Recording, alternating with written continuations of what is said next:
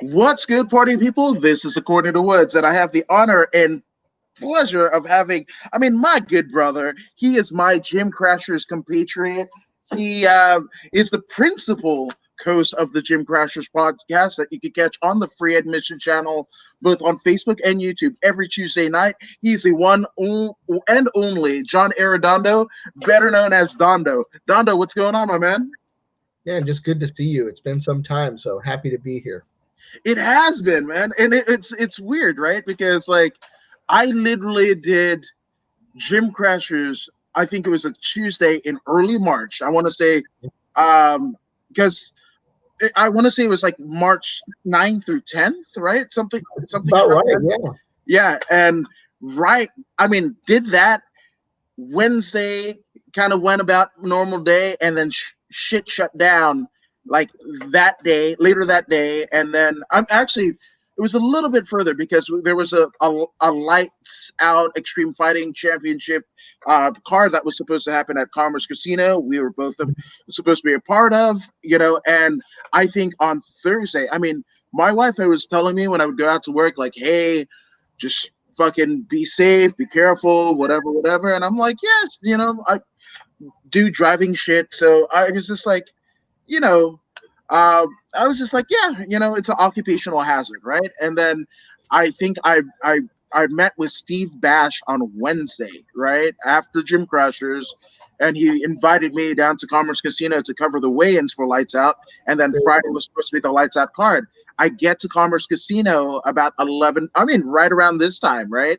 And essentially what happens is like there's no setup, there's no cage built, and this is like 24 hours beforehand, and the weigh-ins, they're supposed to be streamed. So I'm like, what the hell is going on? And I looked on the Instagram page, I believe it was, and then like on my 20-minute drive to Commerce Casino down the 5 freeway, shit just shut down, and it's never recovered. No, the world changed at that moment as we know it. Not just MMA, but the entire globe. No, 100%, but one thing that you've been able to do, and Ralph Guillard says, what you, Dondo? What's up, Ralph? Yeah, what's up, Ralph? So, I guess we'll talk with talk about the elephant in the room, right? So how is like the last 6 or 7 months, probably even 8 months, I lost count, but how has it kind of affected you and like Gym Crashers and everything? We've been very fortunate in that we didn't change anything. We just steamrolled through it. The podcast continued. We were also fortunate in that we became streamers. We had streamed Celtic Gladiator in the past, some jiu-jitsu events, and as things became available after May, I believe it was, such as Submissions on the Shore, one in San Pedro, of course, one in Spring Valley, and MMA is coming back. So we just did the events that were available to us. We never stopped. So no change, and knock on wood, no virus. So we're good to go. I'm gonna, since I'm Woods, I'm gonna go ahead and do that. Knock on wood too. Come on over. There you go. Dun, dun, dun. No, but that's, persistence has been a kind of forte of yours, because you're a 3-stripe brown belt under the great and often overlooked John De La O. So like, how did it all begin for you? Not just like the media aspect of it, but like how did you start training jiu-jitsu and finding martial arts? It has been something that's part of my life. Being a fan of Bruce Lee, coming from the 80s, the Karate Kid, trained karate as a young kid, 6, 7, 8 years old with my dad at the local Red Dragon studio. As an adult, of course, it becomes important to get back to those roots. And there was a Hoist Gracie school in Laguna Niguel where I was living at the time. And Robert, being my long-term friend from Hawaii, was looking also into jujitsu almost simultaneously, and we looked at schools in our respective areas. He was in the Garden Grove, Stanton area. I was down south, Orange County, but I worked in Long Beach and Los Al. So we found a place in the middle. We were looking at different places, and we walked in and said, "De Lao Jiu Jitsu" is what I thought it said on the door. I said, "Are you Mr. De Lao?" And that's the worst thing you could ever say to the man. He looked at us and literally said, "What the f do you two want?" And yeah, and we're like, "Well, we came to fight. We thought we were tough. We were not tough, but we thought we were." And he immediately put gloves on us and threw us either on the mat and in the cage. I forget which came first, and which I got beat up pretty bad for a good hour, maybe an hour and a half, if I remember correctly. And we both fell in love with it so much so that I gave him enough tuition to go for the next 6 months. In my imagination, I would learn enough in 6 months to where I wouldn't have to spend money or time anymore, and I could take care of myself. Well, that 6 months has turned into 12 years, and I still don't know. That search goes on. My goodness. I mean that's pretty cool. It's funny because Ralph says it's not polite to call Dondo an elephant. Yes, So yeah, we're not gonna call you an elephant at all. I'm an Good. elephant in the room, man. I'm the mystery in the room. It's all good. There we go. And then David Denkin, the great David Denkin, says the reservations are starting to allow shows. We need promoters to hit up these places. Yes, So sir. there's that. Yes, and he's one of the greats. Obviously, taking the torch from his dad. God rest his soul. Here, Dia de los Muertos. Let's give homage and thanks to what David's dad, Mr. Dankin, did and continues to do through his son and his daughter to carry the torch for fighting sports. Absolutely, the great Marty Denkin, and I mean, we're trying to get something in the works, or he, Jackie, and I kind of go through kind of the Rolodex of Marty's career. So we're working on it. We're definitely working on it. Now, I mean, going back to De La O, right, Yeah, and even Robert, right, because I yeah. mean, we all kind of know each other, but like the origin story is kind of a myth. So in terms of like you guys meeting? You guys met in Hawaii?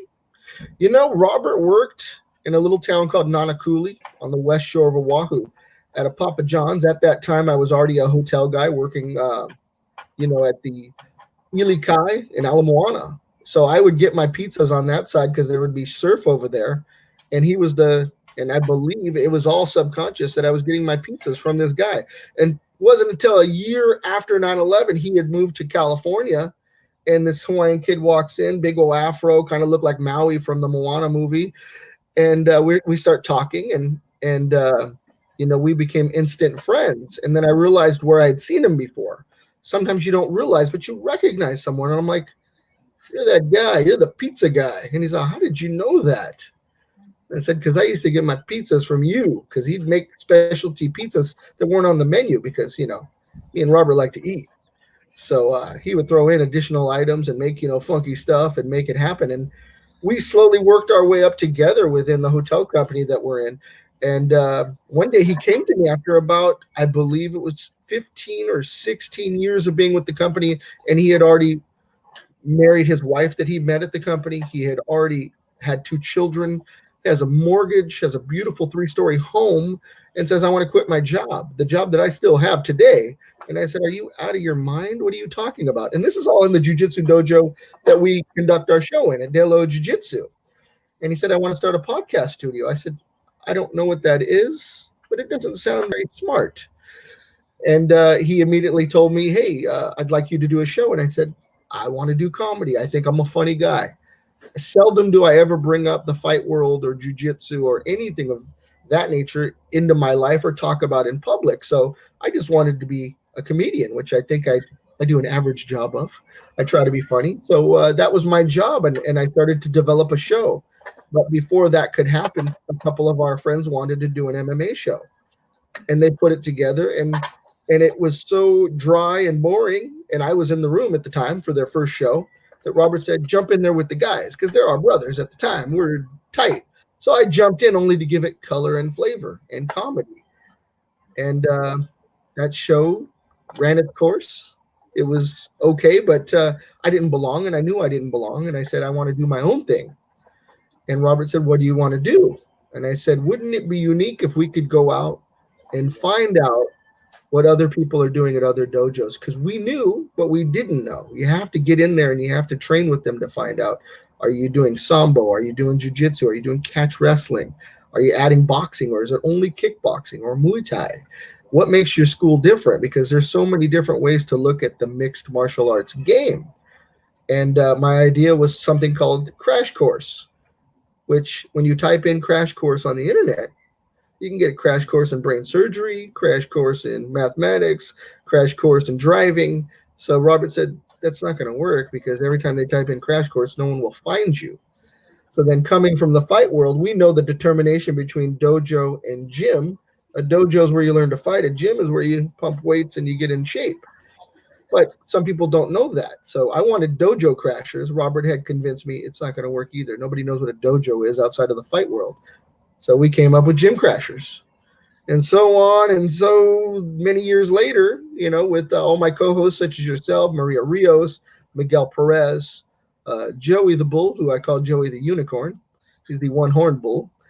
And now kind of just doing it myself, the interview portion, and letting those guys do their segments is where we're at. We miss you, Woods, because you're a great co-host. But I realize the constraints that 2020 has brought upon all of us, and the exposure that we give ourselves every Tuesday to other people. So I would never subject anyone to that, but it is something that we have kind of steamrolled through. That's it. That's not all the avenues that we can go into, but that's the synopsis. No, I think it's absolutely great. And also what is great is David Denkin, so appreciative of the homage that you're paying his dad. Thank you, Mr. Arredondo. Much respect for you, 100%. And the way that you got into the sport was pretty much the old school way of doing things. And I mean, Dave Denkin would know for a fact, him, Jackie, and their father, Marty Denkin, they kind of paved the way for everything that is commission things here in California. Absolutely. And it was old school. There really wasn't the development of sport jiu-jitsu as we know it today. It was kind of in its infancy still.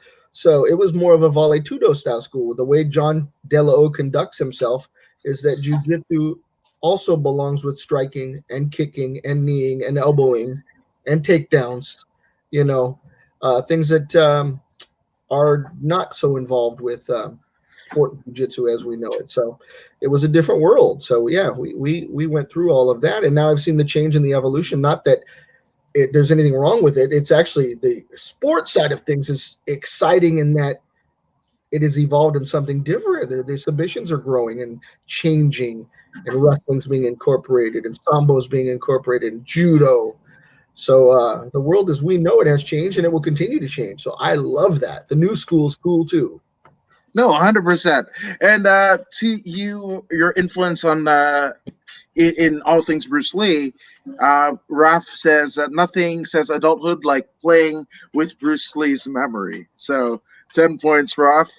And donuts came first. So there's that. Yeah. Now, Raf says that your shirt. Do you work at lapel like David Carradine? Or how do you nogi with self-stranglehold? Well, at the time of my learning, which is still going on, but from my understanding, jiu-jitsu didn't matter. It was just jiu-jitsu. It was gi or no gi didn't matter is what I should say. You apply your chokes, your locks, in a fashion that you're given at that time. If someone doesn't have a shirt, then you better know your grips and your holds. If someone does have a jacket, such as a Levi jacket or a suit or a Raiders jacket, then apply your choke and sink it in that way. But there was no difference. We would wear our gis until it was too damn hot to wear them anymore and take them off and still do jiu-jitsu, and that's how we developed our no gi jiu-jitsu game. It's one and the same. No, I agree. Now, I just got what Ralph said. He says, Dondo, you sure do you work the lapels like David Carradine? Because obviously we know how unfortunately David Carradine succumbed. So that's maybe, and you're right. David Carradine, I am a fan of. The show Kung Fu, even though he stole that from Bruce Lee, at least that's the information I was given. It was Bruce Lee's role, but they put a more Anglo David Carradine in that role. And yes, if we can all go out that way, that's a way to go out, right? Hold your breath, tie the noose, choke the chicken, you're gone. Oh fuck! There you go. I mean, it is, And our true touching bag to head when in top Kimura, gotta make it tight. So thank you, Ralph, for Well, you can the make it Portuguese. yeah. So let me picture that. You lock the Kimura, and then bag the head would be your sack on their head as you turn. Maybe I don't know. I'm trying to picture what he's saying, but yeah, whatever makes it tight. You can wing that thing and then turn it. Yeah. Yeah, but I mean, I also don't want to be the dog from Joe Dirt, where he gets his nuts frozen to the porch and try to get it, waffled off. That's also the way that I envisioned it. So I don't know. But thank you, Ruff. And David Denkin says, crash course in brain surgery. Oh shit, I'm done with neurologists. That's one way to do it. That's definitely one way. And Ralph says, for those who don't know, the old school way involve the shower. So that's really good to know. And showers are good. You don't want absolutely. Now, Dave Dinkin wants to specifically know is how is and what is he doing to get through this pandemic in regards, to everything the pandemic. What are you kind of doing to kind of not just prep yourself, but also making sure that Gym Crashers, remains? So we do our show every Tuesday, 7 p.m. live, Facebook and YouTube. We've always done that. We haven't stopped. We didn't miss a beat. Thankfully, I have a crew and a producer that's willing to do so, and guests that are willing to come in. So we've continued that. Wash our hands, wear a mask. I'm all for it. If it's what's required, then do it. If it's not required, I probably wouldn't continue doing it. But it's no burden to me. I have no problem doing that. So all the basics. I hope that they don't impede upon our rights and privileges as citizens of this country any further. But those are very minimal things. So I don't mind following that. No, 100%. And everybody is, and that's the thing. In terms of rights, freedom. I guess the enforcement of such things are kind of subjective to each particular person and what have you. So it's it's a personal choice, but also first and foremost to make sure that you and the others around you are participating in whatever you're doing in a safe manner that isn't impeding what you're trying to do, because I mean there isn't any kind of headway that you can make if you're dead. That's a fact. That's a fact. And I certainly don't want to bring the virus to anyone by coming into contact. And if it doesn't affect me, I don't want to give it to someone. So I'm just trying to be courteous in that regard, in wearing a mask, using sanitizer, washing my hands more often than I ever did in my life, and those kind of things. No, 100%. And David Denkin says, yes, you are absolutely funny. And Rock says, precise. Yes, so that Hanacho Laurent kind of accent. I like that. Yes, absolutely. I've been told for a time or two that I might resemble that guy. So it's not bad. It's not a bad deal. It's not a bad deal if you're at a show, because he brings an entourage. Yes, he does. And we've kind of bore witness to such things at various jiu-jitsu competitions. So shout out to Hanach. And it's funny because when he kind of came into prominence, I actually started jiu-jitsu up in Bakersfield under Matt and Jill Baker, two Jean-Jacques Machado black belts, a husband and wife black belt team. And people were calling me Hanach.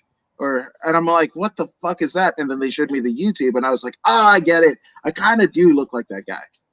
You should do stunt double for General Hospital or whatever soap opera he's on, because you might make some money.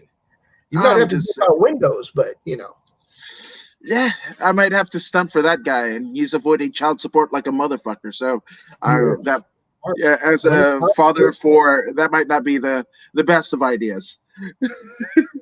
True, true, true. Use a fictitious name is what I always say. Hey, there you go.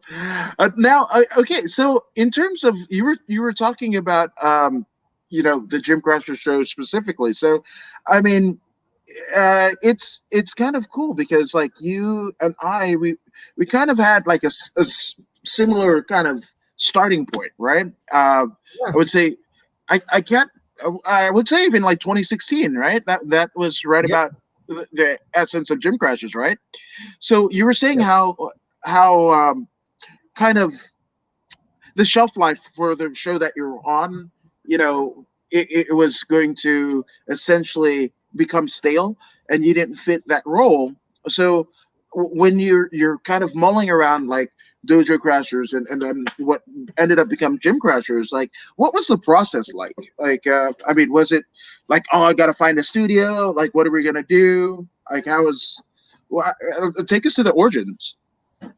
Okay, so Robert again, my good friend and brother for 20 years now, the Flying Hawaiian, was starting a podcast studio. I'm not even certain that he knew specifically what that meant, but he had an idea. He was quitting his job and wanting to no longer work for the man. He wanted to work for himself. And I respected that aspect of it. Although his vision I didn't fully understand or share, I knew that I needed to contribute my part to make sure that he got to where he needed to go. That's what you do for your friends and loved ones. So I committed myself to being a part of every show in some capacity. I didn't have to be the spokesperson. I could be a camera holder. I could just do setup, clean the room, plug in lights, plug in cords and things of that nature, just to make sure things flowed.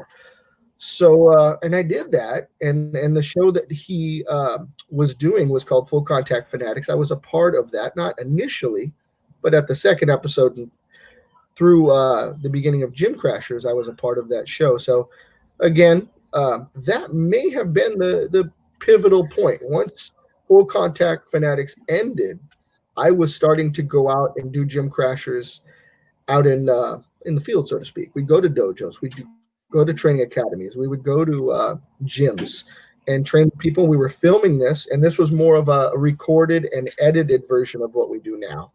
Simultaneously, I was on a show called On the Mat, OTM. I forget what they called it, but it was the second incarnation of Full Contact Fanatics. Simultaneously doing this with Gym Crashers, and then that show ran its course, and that was an in studio show.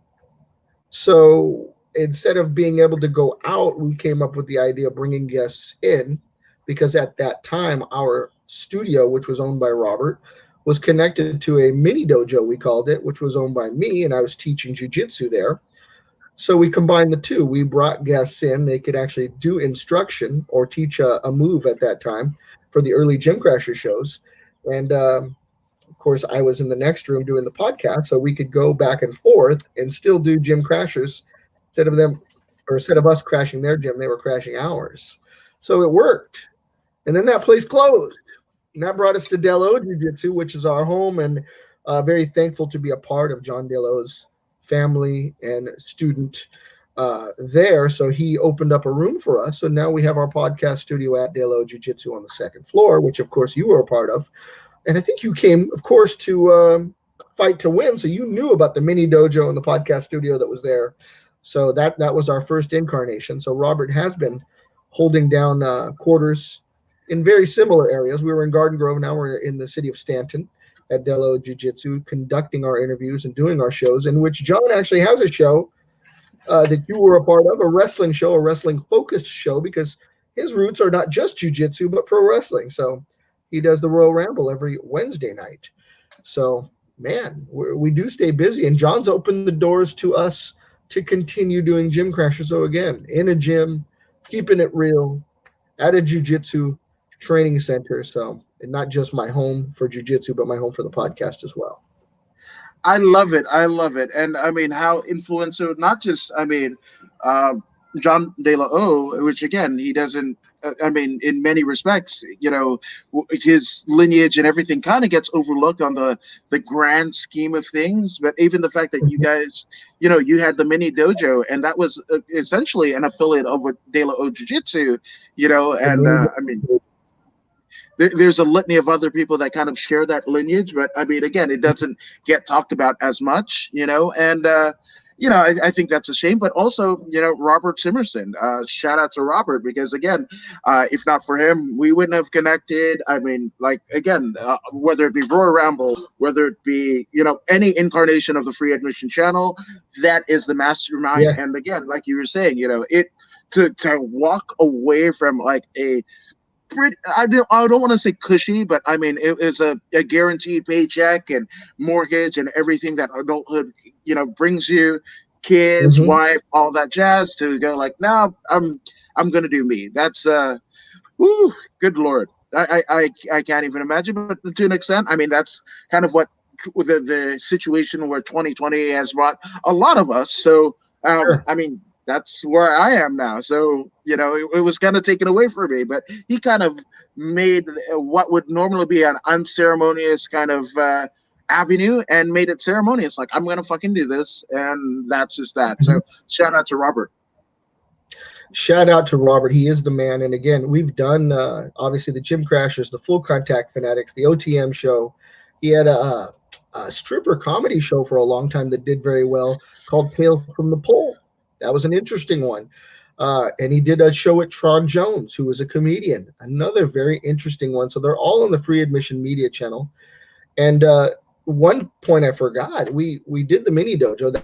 That was me, but I partnered with Miguel Perez, my training partner from De La Jiu Jitsu, Art Olivos, Michael Souza, and we had our own dojo, the Gym Crasher Dojo in Norwalk, in conjunction with Legends Boxing. So we were there, for quite some time, almost a year, doing our thing. But again, that place folded, we folded with it, but continued the podcast. So all these different incarnations of what we do along with Free Admission Media, and we're still able to roll through it. So that was pre-COVID. That was right before COVID. We rolled that up, and then COVID hit. So we rolled through that. So obstacles just seem like par for the course. Yeah, but I mean, it makes you stronger, and it's and that's why it's so important and crucial to, I think, the Southern California combat sports community, that Jim Crashers, in whatever incarnation it is, or in the Free Admission Channel, that is it, because it's given way to a lot of us, myself included. We're able to get an opportunity on there. Maria Rios got to test her mettle as she was kind of transitioning from being an athlete, combat sports athlete, to doing something else, but also still kind of engaging her love for all things combat sport. And Miguel, that's another one that gets overlooked. Him and Jessica, Miguel and Jessica Perez. I mean, again, they were the engine to kind of make this whole thing work, much like yourself. And again, if it weren't for it, I don't know if I would have gotten where I am without that. So I appreciate all of it. You were the first for me to see at the level that we operate, doing interviews with the LA local fighter scene. You were the first at Celtic Gladiator 1. I was a part of that because Albert Jarzabak, I can't say the proper pronunciation, Polish pronunciation, but Jarzabak's how I know him, puts on Celtic Gladiator, the very first one, in El Monte. Florentine Gardens it was? No, just El Monte. Was it Florentine? Yeah. I forget. Hollywood is too. And invites me because he's staying at my hotel and realizes that I am a podcaster and that I'm an MMA guy. And he says, why don't you come to my show? So I'm meeting with him on a 3-week basis, talking about what I do, ending up there. But you are meeting with him on a professional level, totally different, that you're already conducting interviews. So you actually, in that regard, doing face-to-face interviews at a show preceded what I did. I was doing the in-studio version of what you do, so that we kind of started simultaneous in our own way of doing things with Celtic Gladiator 1. Absolutely, and it's I appreciate that you're saying, but I mean, even before me, there was like Jonathan King and Todd Kenley, and so I think again, just like the evolution of sport, and again, Dave Denkin and Jackie, they grew up with everything like that, so there's always an origin from an origin story. So I often feel like I'm standing under the influence of giants, because there are people way even before me. Rafa Esparza, same. Donna Gonzalez, our good friend, her and Becky Dominguez were doing mat therapy when I was just like, I was kind of in a Robert situation where like I hated my damn job, making good money, but I hated it, and I wanted something more than what I was doing, and I would listen to mat therapy, and that was almost my salvation of sorts. That and Joe Rogan and Joey Diaz, and I mean, I was actually feel fortunate enough to be at the last podcast of the mat therapy when it was in Joey Diaz's studio, and I was there with Daniel Rodriguez, who was making his Bellator debut. Obviously, that guy is like a superstar. Went 3-0 this year in the UFC and everything like that. So it's just kind of weird how everything kind of converges. And if you stick in long enough and you have a good intention about you, we're gonna be fine, right? Absolutely, and I think you encompass that spirit, and obviously have pushed through a time when some people have just given up. So I love to see that spirit in you, that you're going to continue doing you, because that's important. People need you. The fighters need you. I think that I've seen specifically at the end of a fight, and they know to come right to you to talk about what that experience was. It's not second guessed, and that could be any promotion in Southern California. You name it. Well, again, I appreciate that, but I mean, again, I knew pretty early on where like I saw elite jiu-jitsu practitioners, and I grew up a fan of pro wrestling, and I mean, theoretically speaking, my whole career was either a learning about my lineage and my mom's father, who was like the first broadcaster in the history of Fiji, Mind blowing. right? Yeah, and then basically being Stu Hart, which is a old school catch wrestler, grew up in the prairies of Alberta in Canada, and he had 12 kids, and they all became wrestlers. The girls married wrestlers, and what have you. But Stu Hart, the most like important and influential thing that he had with me was like he could choke out a bear. There were stories where the wrestling bear would come to town in pro wrestling, right? And he could choke out a bear. And I remember going like, there was a fundamental shift when I was like, oh, Spider-Man, Superman choking out a bear, and I just went down wormholes. But I knew I couldn't. Not to say that I couldn't be, but I just didn't. Getting punched in the face, it's not fun, right? So but what could I kind of do to kind of pivot to show my love of all things combat sport, whether it be catch wrestling, jiu-jitsu, pro wrestling, MMA, what have you, and do it in a way that is respectful for all everybody. Because if I don't know, if I stepped on a mat, you're talking to a guy the first time he started striking at Fight Academy in Pasadena, I literally had shin guards on hitting a heavy bag, and I was like in my 30s. So yeah. It's interesting. You bring up a valid point. We're a little opposite in that you have all this knowledge of all of those respective arts, including pro wrestling. I don't. I'm more of a practitioner rather than a guy that has followed and understands and knows the history of each of the fighters. I've been more of a guy that has practiced it. So I'm lucky to have worked with people like Miguel Perez, who's a developed mixed martial artist that has fought and won it at King of the Cage, to be my partner. And he's not the talker that I am, so he's moved on to just training and working towards fighting again. Maria Rios, a Bellator fighter, fought at every level through jiu-jitsu tournaments, local fights to get to Bellator, and has moved to Maine with her daughter to raise her daughter, but still continues to train. And then yourself, who I would consider a more professional broadcaster, bringing forward the certification that you received here at that School of Radio in Huntington Beach, still able to do things um, at a level that I only see on TV and in professional broadcasting.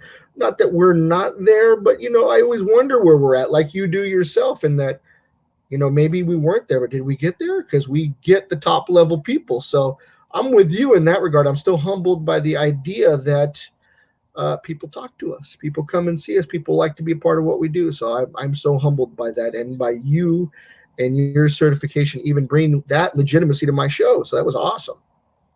No, absolutely, and that's the thing about it. To me, it was always your show because again, you were the constant. Regardless of what incarnation of the free admission channel or concept or whatever, you were the constant. And I just, and how adaptable that you are, right? That you could work with a varying degree of like you you did it I say it in past tense, but you still do it every Tuesday night.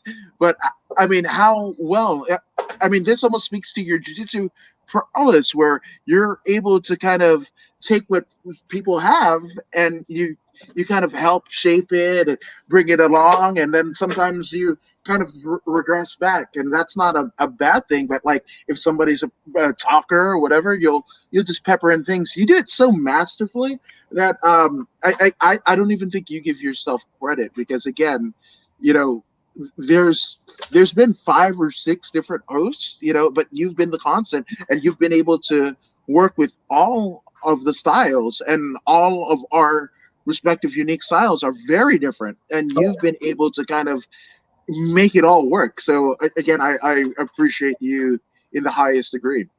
Thank you. But I don't know that I did anything other than maintain my commitment that I made to Robert, my best friend and brother, and that I promised him that whatever it would take, if I possessed the skill, I would give it wholeheartedly. And it's all I've ever done, really, is maintain that aspect. Most times, believe it or not, he's thrown me on a camera, and he does go talk. What does that mean? Like, I don't have a script. I don't sometimes don't even know the names of the people. He tells me. Because remember, I don't follow as closely as some of the other folks, such as yourself. And no, so I get a name, I get a microphone, and I get 2-second warning, and I jump on it. And whatever comes out. And that has been the history of free admission media as an entirety. Now he has obviously other shows and people that are well prepared and educated and versed in doing these things. But my whole education and my whole representation of what we do has come just from throwing a microphone at me, hitting the go button on his camera, saying, "Do that thing you do." Well, that thing I did was developed right in the streets of Los Angeles, alongside of you, with fighters and with the events that we go to. So, hats off to you, brother. Thank you for the compliments. But again, I am just guerrilla radio in its finest. Fuck, man. I mean, and I love how you mentioned, because I did get my start at the Academy of Radio and Television Broadcasting in Huntington Beach, right out of Beach and Edinger, right behind that BJ's there in Orange County. My So to hometown. kind of, yeah, and to kind of bring it full circle, and to be able to co-host a show with you, kind of, I mean, literally like minutes away from it, it was just like, Mhm.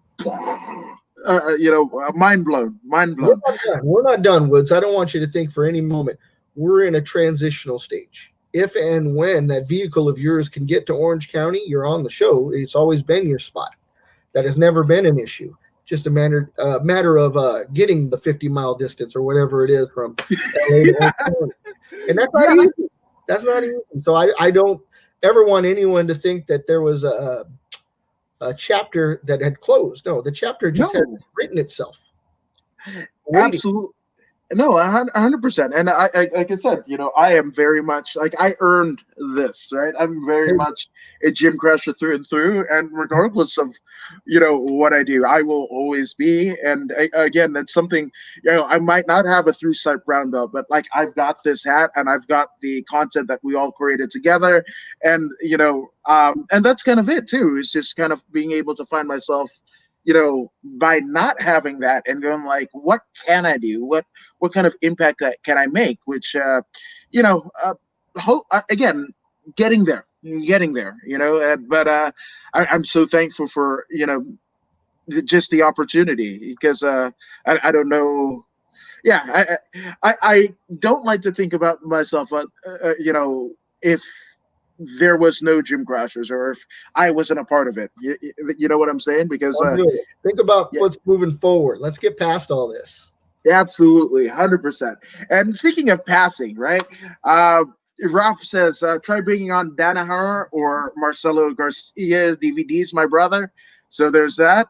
And Would he love that. also says, as a brown belt, what what do you need to let go and take it to the next step in? So that That's interesting. I get what he's saying. Yeah, how do you get that elusive black belt? Well, the strange thing is Miguel and I have been offered it twice by people outside of our out of our school because we were rolling out their schools because of Gym Crashers, and in lack of a better way of saying it, they were trying to maybe poach us or get us to join with them, and we were like, nah, it's not our thing. We don't need a color of a belt to jump ship. My loyalty, as will be with John Della and regardless of color of belt. So that wasn't on the table. I'm proud of where I'm at, and whenever he thinks that the shade of my belt changes color, then that's the day I get it or don't get it. I don't really focus on that. Um, Jiu-jitsu for me has been about personal development, physically, mentally, and has transformed not just my life, but the life of everybody I come into contact with because we influence each other. So I'm so lucky to again have friends and partners like yourself, like Robert, like Miguel, um, that have stuck with me. Maria Rios, I mean, she messages me almost daily.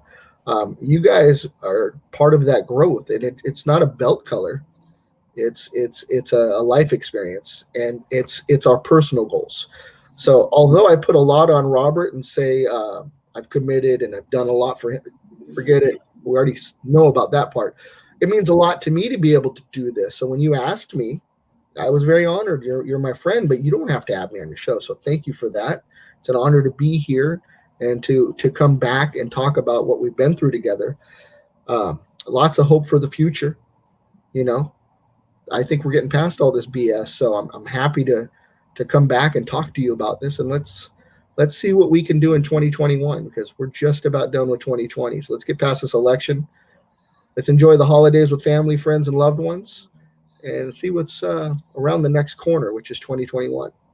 No, 100%. I love that, and that's where we all kind of need to be. Whether it be combat sport, life, everything like that.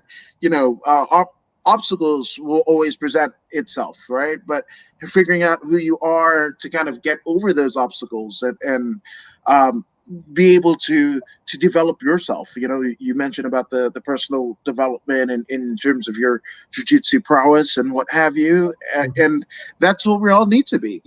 There's so much bickering and everything like that. We almost have to get to the center, and we're like, okay, what can we do?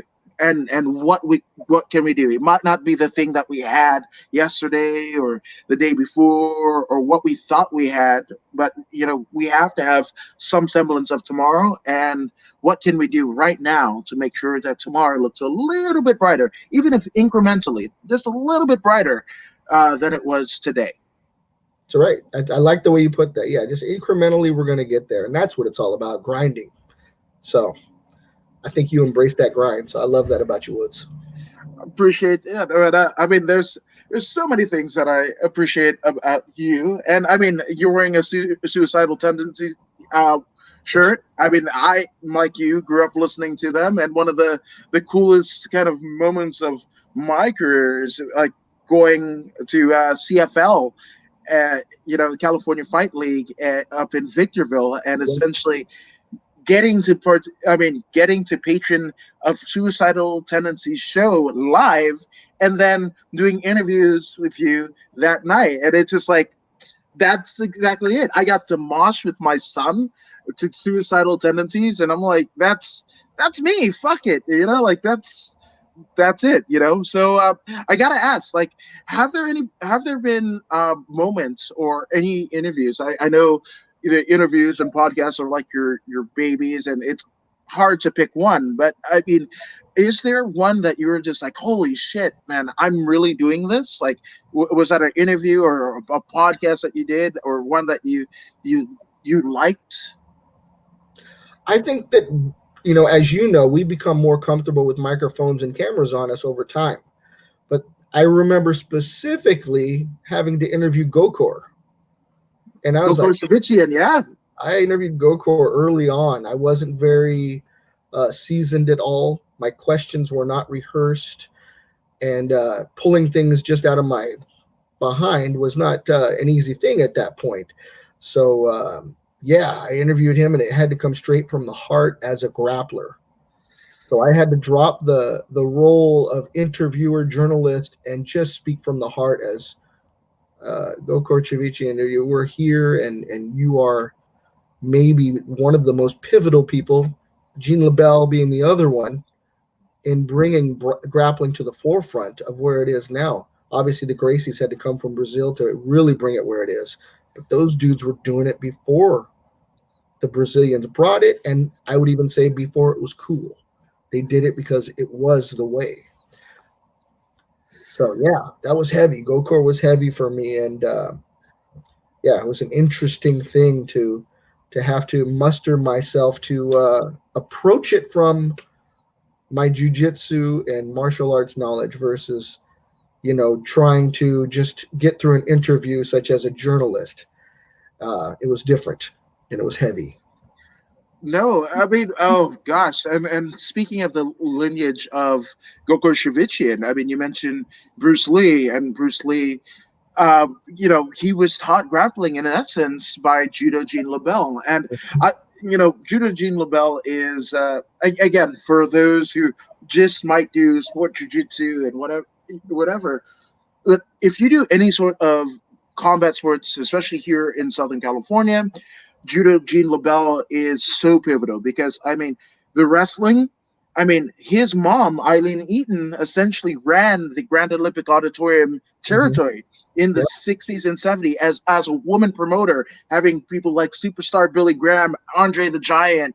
I mean, Muhammad Ali would come in, not just to fight, but also to appear on TV, on Spanish language TV. The Jimmy Lennon Sr., Jimmy Lennon Jr., that was all Judo Gene, and essentially him and Milo Savage, that was the first, a judo player versus a boxer. That was the first MMA thing in North America pretty much ever. Yeah, yeah. Those were early bouts of style versus style, pre UFC. So, very commendable for them to actually even think about it when it was not even something the world could conceive of. Yes, 100%, 100%. Now, Dave Deacon said you guys are giving the guys from Jackass new ideas. I Woo! like Jackass. So, I mean, I'm a guy who, when the first Jackass came out, I ditched school so I could see every fucking showing that was playing at the South Bay Galleria in Gardena. So, yeah, man, it's so yeah, fuck it. Giving Jackass new ideas, that's great, That's 100%. my origins. I think I'm the original Jackass because I can remember in 1989, my little brother went to UCLA Film School, and for whatever reason came home and asked his big brother to do stupid things on camera, which are very Jackass-esque, such as he would pour things into a pot, toothpaste, soup, hot sauce, everything he could find, and then had me drink it on camera, and then I would expel it from my body because your body will reject poison. And all that stuff together becomes poison. So he would slow motion it, and I would propel it through the air from the bottom of my gut. And even from the other end, I sat on a 2-story window and out the window, and he caught it on a plate and he filmed it for his class. So OG Jackass right here. And again, if that is an avant-garde, filmmaking at its very best or worst, depending on the spectrum, I'm just saying. I mean, that will essentially get you a repurged cervix. So, A yeah, ruptured cervix. Yes, I can't even reach yes. it. I got to cram them all in. 2 dogs in a bathtub. Whoa, shit. I mean, You didn't think we'd go there on this show. We went there. Heck yeah, we go there, and in regards to Hamach, General Hospital will get you a new patch on wood heading. So wood hitting scene. So You gotta hit the there you scene, go. I'll bro. keep that in mind. You belong at that next level, so we'll get you there, buddy. I appreciate it. As do you, as do you. And I mean, and speaking of that next level, Dave Dakin says, "How about a new show called COVID Crashers?" I like it. Oosh, But gosh, we're that's in a like a astronaut suit. yeah, like the I won't fucking touch it. Tyvek. Yeah, Yeah, we could do that. I mean, absolutely. but at that point, I think that Elon Musk Neuralink deal. I don't know if too much will be actually being able to be broadcast because like we will probably already read our minds at that point. So you know, Yeah, sharing is caring either way. Either way, you that's know. it. That's it. And then Ralph says on the mat with Scotty, he's the bish. It So actually was Scotty. Scotty was in Mexico building a hospital during our on the mat times, and we were working for Scotty. There were two entities. I don't know the other person, but Scotty was the guy that put on our show and sponsored us every week. So yeah, hats off to Scotty being an old school representative of the sport we know as mixed martial arts. I think he was in it prior to that when it was just in Huntington Beach, at least, known as No Holds Barred, or Volley Tudo, as John Delo has brought to my attention. So Scotty's old school. So yes, very cool guy. and let's get a last name on Scotty so we could give him the Is it Nelson? I believe it's Nelson. Scotty Nelson. Yeah. I always just call him Scotty. I forget. Again, I'm a first name basis kind of guy.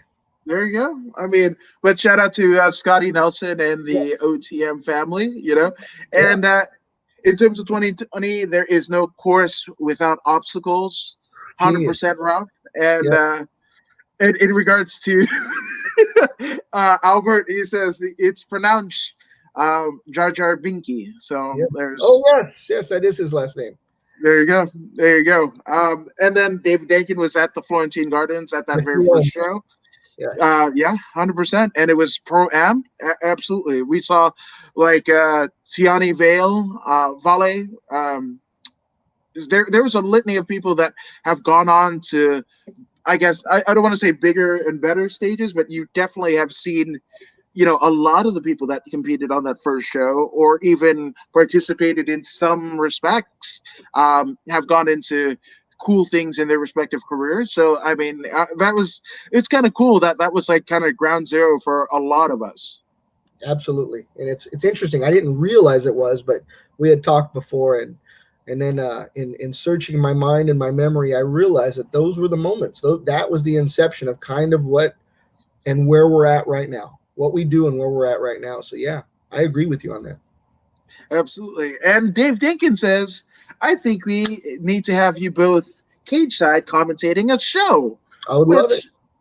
Yes, absolutely. Sign us up. If you're a bewildered promoter that doesn't know where 2020 is going to take you, or you might be a high ranking person in a particular native casino that wants to put on fights, call us. Get in those DMs. We welcome you. He is Dondo the Gym Crasher. I'm a Quoting Woods. We're not hard to find. So if you want to bring this to your show, you can do that. But you might want to act now because the price gets higher and higher as the minutes go. I sense. Don't let the shit get in the way of a good story, Dondo. That was a damn good story. I'm in. If you pitch it to me in the Woods, we're in. We want to work, so we're happy. Hell yes. And we've done Celtic Gladiator, pre-fight and post-fight shows that have been on international TV. This guy was at a Spar Star that got featured on a BuzzFeed video that's gotten millions of views. So again, that's what we're bringing to this scenario. So again, I'm just saying, I might do the this. One last thing before I forget, hats off to CMMA Gardena, Chad George and his team. Ozzy Diaz just won his fight. Yes. Chase Gibson. These guys are coming off an LFA win. I think it was Kansas City. Yes, it was somewhere in Kansas for sure. But I mean, that was Woo, buddy. So obviously, we can't talk about CMMA, especially during the COVID era, with one of the main staples in the Gibson brothers and the Gibson family in Chase and Cooper. But we unfortunately, as a community, but specifically that CMMA and UWF USA family, lost a pivotal member in Cooper Gibson earlier this year. So our condolences to everyone involved, the Gibson family, the CMMA, UWF USA family. But it's it was. I mean, there wasn't a dry eye in this house watching that on UFC Fight Pass on LFA 94 this Friday, and you can check the replays on UFC Fight Pass. But oh God! I mean, there was so much.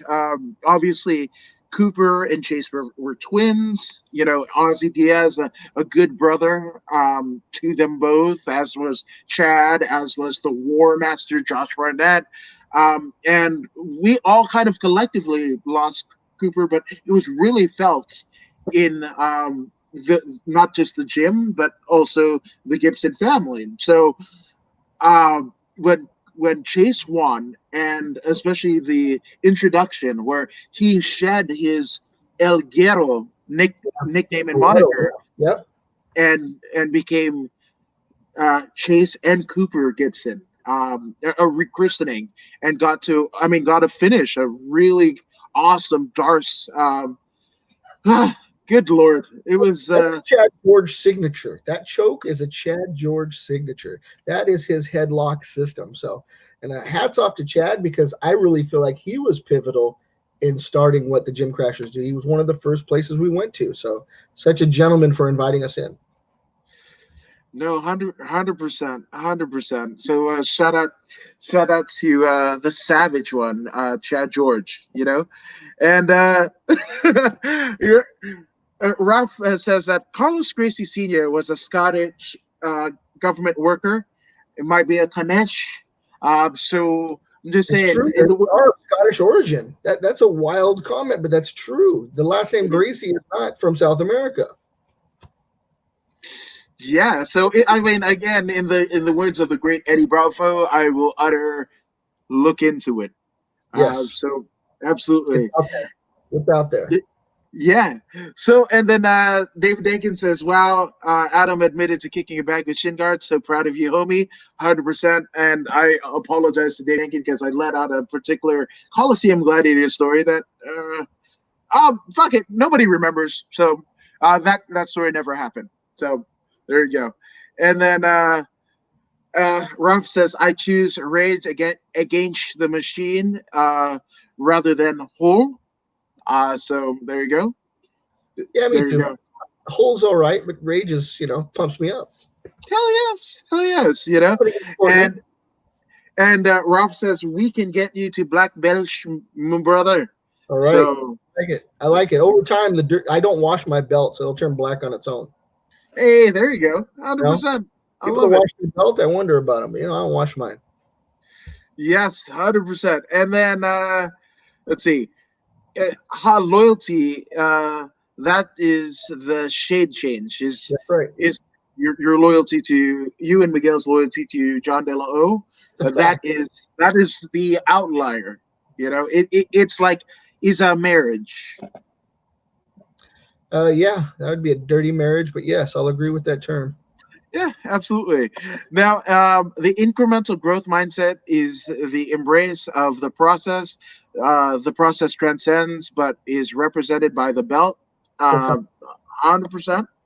And Chu didn't have the Worm Guard DVD apparently, so shame on us for not having the Marcelo Garcia and or John Danaher Worm Guard DVD. We will pick that up in the eBay for sure. And that was a Mandalorian low-key reference. So there you go.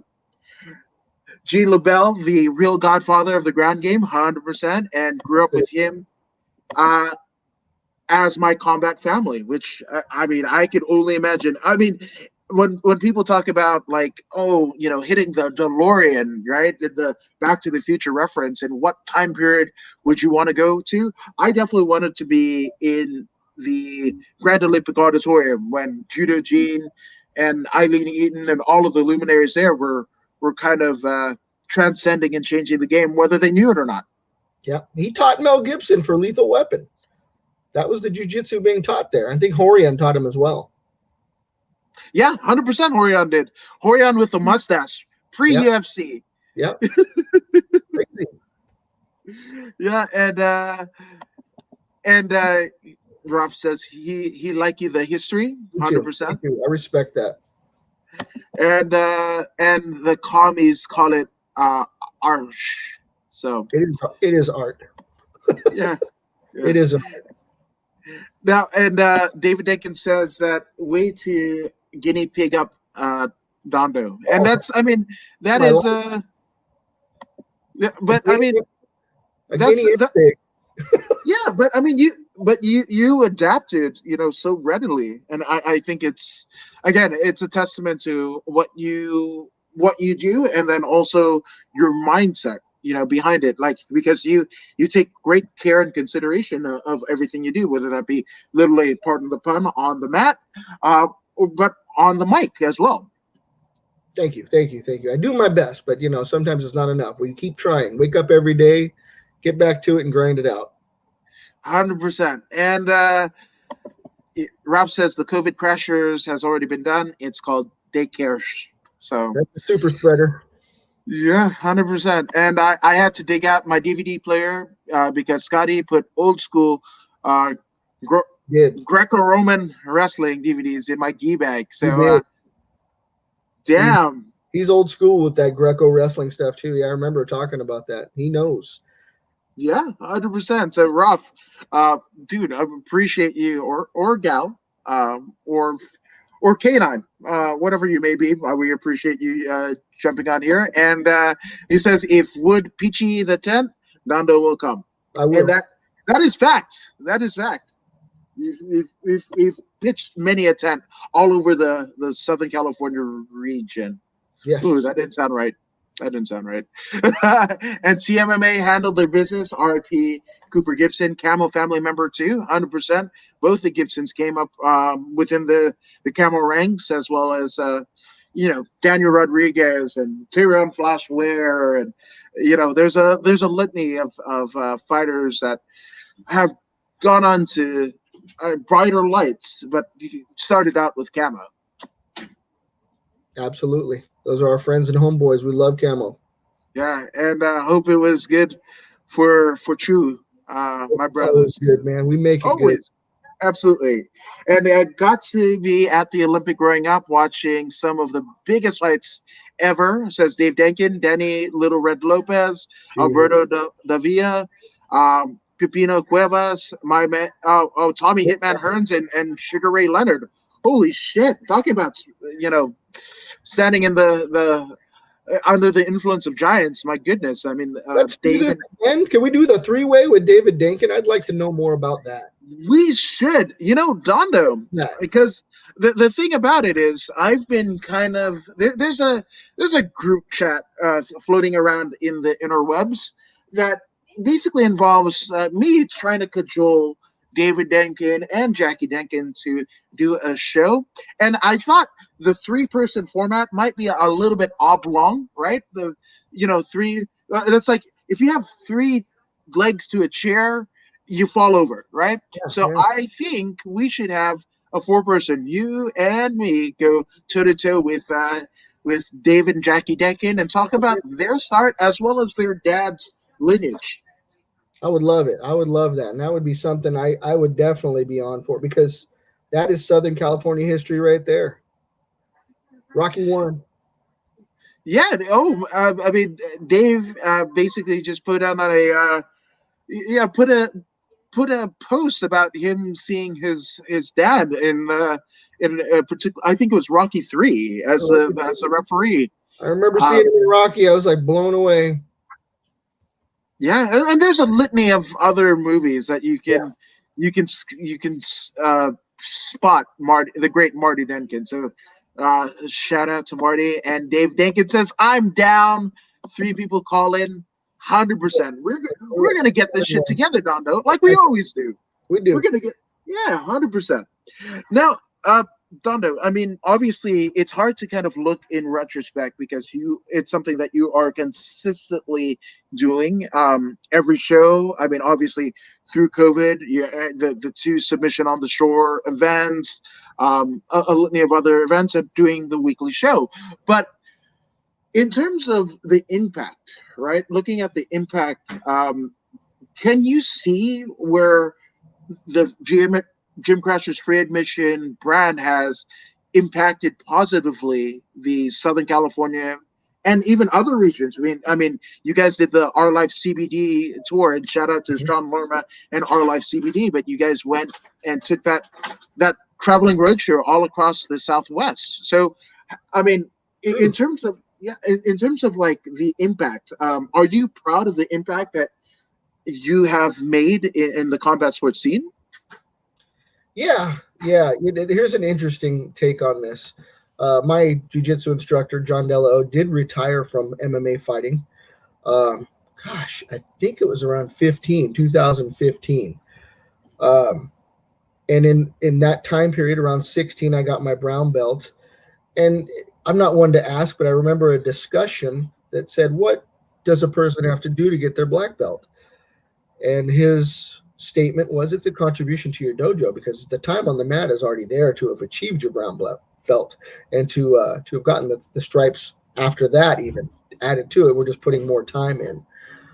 So when you ask me about the effect of gym crashers, one thing is that when we go places, whether it be an MMA fight, a jiu-jitsu tournament, a dojo, we've been to super trainings, we've done all these different things. They almost always ask, "Where are you from?" And we say gym crashers, of course. And then, "Where did you train?" Because they want to know if you guys know the sport or you're just here to talk about it. And we emphatically always say from Delo Jiu Jitsu, John Delo, of course. So still representing our roots, representing the fight school that we came from, and continuing his name in a sport where he has now retired, and able to do that in a positive fashion. In that we're also talking to these other fighters that are, you know, in some way have been influenced, if you're from Southern California, by his fighting style. So, and we've heard it over and over from different instructors, especially the young guys, not so much, but the instructors know who he is, and know the early contributions of guys like John Dello that fought because they loved to fight, because there was no money in it, there was no glory in it. UFC hadn't even been invented, Yeah, and there's even a story of him fighting 5 guys in one day in Mexico. 5 fights in one day. I mean, some people don't get 5 fights in a year. yeah, So all glory to him, because without my training in jujitsu, boxing, Muay Thai, everything that he'd offered in his training center, then I wouldn't have translated the same way with Gym Crashers. I don't know that we would have had a Gym Crashers. I don't know that I would be able to talk to fighters and understand my conversation with them, or try to lead a conversation, or understand what they just went through when we get them after a fight, as you and I both know. So our contribution really is to bring the story of the fighter forward. A lot of these guys, again, we're in Southern California, so we're in the mecca of mixed martial arts at the moment. This is the center of the world, in my opinion. So the people that have come up over the past few years, we've given them a microphone and a voice to accompany their win or loss, because we don't care, win or lose, it's fighting. I want to hear your story. And we've done this over and over alongside of you, Mr. Woods. So that's the contribution that we make, is that first and foremost, that I represent my academy, my instructor, and more more so the fighter that's telling their story whenever we're in that moment, and whether we're on the show or after a fight. So that's the contribution we make, is that helping build that sport, even if it's just one board at a time, to continue with the house of MMA. That's what it's about for me. no, I love it. I love it. And then Dave Denkin gives us clarity. Yes, Rocky 3. Yes, that's right. Marty Denkin is counting Rocky out. So, I mean, in that aspect, I mean, Marty Denkin, theoretically speaking, is bigger than Sylvester Stallone because Sylvester Stallone played Rocky and what have you. So, again, that is my take, and you can are, I don't want to say argue. Too many people are arguing. Like we can debate or whatever, but Marty Denkin better than Sylvester Stallone. That's coming from my mouth, 100%. And then Ralph wants to know, in terms of jiu-jitsu, Dondo, what is your favorite pass? Side control, near belly, or mount, then submission? Probably smash. I like to smash my way through. Um, I'm just that way by nature. Get heavy on the hips. Uh, pick whatever side feels weaker and smash my way through, like a bull in a china shop. Yes, and I've bore witness. I think the first time I met you was at Black House MMA, and knew of you. You knew of me, but we had the mutual connection in one Robert Simerson, and it was an open mat for like I think they were doing like a charity. There was like a donate clothes, Yeah, and then you could roll on the same mats at Lyoto Machida and Anderson Silva and Bulletproof Troop and Albert Morales and all of the luminaries that have graced the mats and sweated on Black House. We could all train if you give, a T-shirt or two to the needy. And I was like, yeah, I'm gonna go and do this, right? And I gathered up a bag of clothes and proceeded to get fucking smashed and passed by Dondo. all of us, dude. Anybody that rolls in Black House, just go with a humble heart and know that somebody better is going to roll right through you. So we were just both of us, I know, very fortunate to roll in those hollowed grounds of fighters that we watch every Saturday evening. There is a fight. No, 100%. And then Ruff says you have to represent while paying homage. So, Absolutely. absolutely. And always give credit to your family gym, like Marcelo on Countless Henchmen. Oof. Ew. Yeah, 100%. Now, I mean, before we go, because I mean, a lot of, your kind of identity in both sport and reporting comes from John De La O. So for those who um, don't know, right, in terms of the lineage and everything, can you give us a synopsis of like John De La O and De La O Jiu Jitsu? I can certainly try. I think it comes better from himself. But John De La O, growing up in Trabuco Canyon here in Orange County, trained under the Gracies when people didn't even know what jiu-jitsu was, uh, and in doing so became an instructor himself under the Gracies. And at that time, there were no non-Brazilian black belts in this country at that time.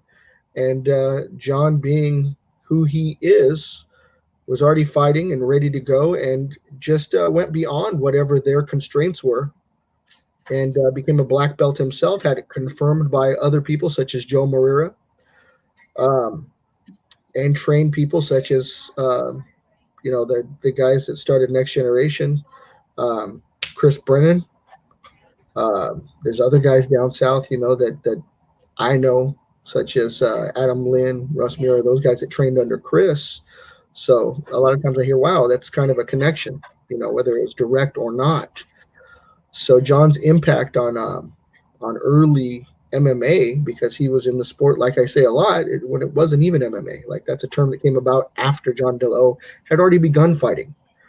So he's a pivotal guy, at least for Orange County, Southern California, in pioneering what we know today as mixed martial arts, and did so because he loved to fight. So if you know him or if you've met him, whether it be good or bad, your experience, you'll know that he encompasses that fighting spirit, because just in conversation, you'll know he means what he says. Oh yes, absolutely. And that's the thing. When you get even a backhanded compliment from John De La O, you're like, fuck, I think I might have cracked the guy. Like I think like there's some not to say he's not genuine, but I mean he's a tough egg to crack, and not even cancer could fucking, bring that man to his knees. It's true. It's something that's been heavy on my mind, in trying to come up with a concept in order to bring his story forward. So even though I've just given 30 seconds, I've given a lot of thought to what the story is, because it means a lot to me. That's where my lineage stops. There's no before, no after. Just John De La O. So Yeah, he's a tough cookie to crack, like you said, but he's very matter of fact. Um, I've seen him change and grow over the years. I met him through his cancer treatment. And he came back to fight and win. So most people don't ever fight. This man fought, had a very, very strange and worrisome case of cancer at around 2009. Came back and fought up until about 2015 afterwards. So again, fighting is his life, and I've even heard him utter words that he tosses the idea around of fighting now in his 50s. He's not beyond it, so it's not out of him. As we saw last night with Anderson Silva at 45 years old, still fighting. So I don't know that the decisions with every individual, when to call it, when not to call it. But that fighting spirit exists within him in such a way that he has not let go, even though he has retired. The man is a fighter through and through. That is his blood. No, and that blood is something that reverberates and flows through in all of the people that he's touched, and whether they know it or not. You mentioned Adam Lynn, sub fighter. So Adam Lynn, we've got Tracy Hess, Henry Yes. Corrales, Henry Corrales, Thomas Kinney. Those are just some of the names. Before we end this show, congrats to Henry on his Bellator win in grand fashion Thursday night. Just a fabulous person and fighter. I hope to see more of this to come. No, 100%, 100%. And Dave Dinkin says CMMA, Black House, CSW, Millennia, Cobra Kai, so many great gyms, all of the 10 planets, and De La O as well, So there's so much, right? And then Ralph wants to know that Dondo, how has integrating the heel hook system been as an older practitioner? Well, being from the studio where I'm from, we don't really do heel hooks early on. So later in my game as a purple and brown belt, did I start to incorporate the leg game, knee bars, heel hooks, ankle locks, things of that nature. And luckily, I got strong ankles and I tapped early. The smart thing to do is tap early. Don't be so bold to not tap early because I got to go to work the next day. Again, I have a day job. And you don't tap, you don't walk, you don't go to work. So I got kids to feed, I got bills to pay. So I do enjoy and respect the bottom half of the game, the 50% of the other hemisphere, so to speak, that was probably ignored for a lot of years. But now the focus has kind of gone back, and now I'm seeing it come back to the top game again. So I embrace it. Jiu-jitsu is what it is. It incorporates all joints, all appendages, the neck, the wrist, the ankle, the knee, anything that can break, I embrace.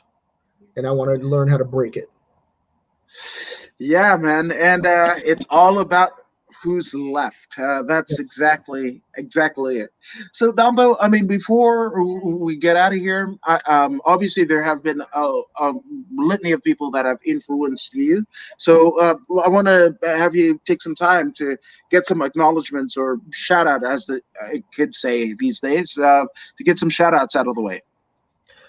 Okay, well, truthfully, my co-hosts first and foremost, or I wouldn't be able to do what I do. So, again, Miguel Perez, Maria Rios, and yourself, Mr. Woods, my three co-hosts. And there have been others, but those were not as pivotal and important to my growth as you three. And I hope to continue with you because this is something you do, not necessarily what other people have chosen to do. They want to go back and train or fight. I love that too because that's part of what we do.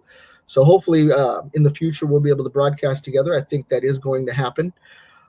John Dello, of course, and Tom Kenny, because Tom Kenny, it's like Batman and Robin. You can't exist at Dello Jiu-Jitsu without one of those two training you, beating you down, building you back up, making you who you are. So Dello Jiu-Jitsu really is the two, John Dello and Tom Kenny. So hats off and a huge heartfelt thanks to them for helping me understand the game that I'm involved in today, even in broadcasting. All of my training partners, of course, and then Robert Simerson. He started with me at every aspect of the game. So Robert Simerson is our producer. He is the owner of Free Admission Media. He has helped grow and develop every aspect of Gym Crashers in every regard, from OTM and full contact fanatics. So again, he's my brother. as you know, we ride together, so he's my ride or die. Hats off to him all the way. No, same here. Again, there are so many things that probably wouldn't have been possible for me if not for the great. He won't call himself that, but I will. The great Robert Simerson.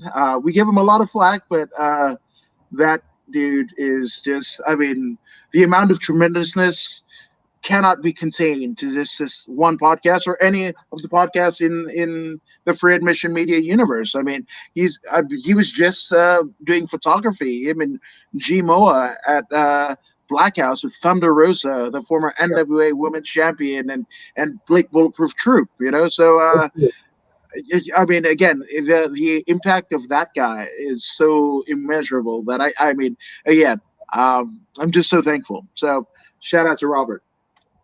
Agreed. Agreed. Thank you so much, Now, Mr. Woods. no worries, man. Thank you, Dondo. It's honor and privilege is all mine.